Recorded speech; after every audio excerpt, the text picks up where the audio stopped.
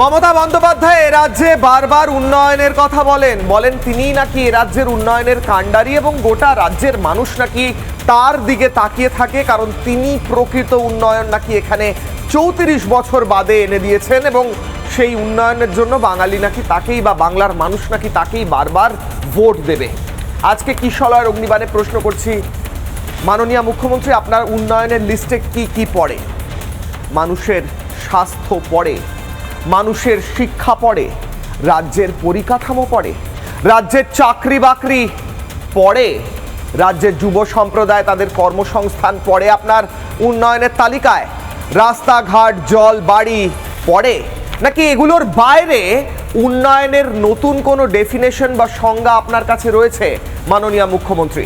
কারণ আপনার রাজ্যে যদি স্বাস্থ্য নিয়ে কথা বলি, একটা ছোট্ট উদাহরণের তুলে ধরি, আরজিকর হাসপাতাল। গোটা রাজ্যের তুলনায় গোটা রাজ্যের এত মানুষের জন্য এত হাসপাতাল তৈরি হয়েছে এত দিনে, সব কিছু মিলিয়ে যদি দেখা যায় তাহলে যা অবস্থা আজকে দাঁড়িয়েছে তার প্রতিচ্ছবি বা আয়না হচ্ছে আরজিকর হাসপাতাল।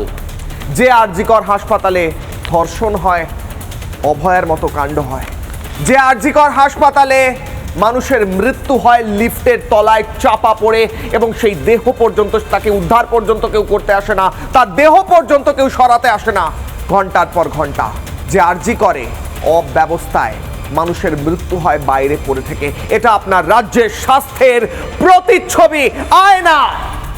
আর আপনার রাজ্যে পরিকাঠামো আপনি তো বাধা দেন। যেখানে কেন্দ্র সরকার মেট্রো করতে চায়, পরিকাঠামো উন্নয়ন করতে চায়, আপনি বাধা দেন।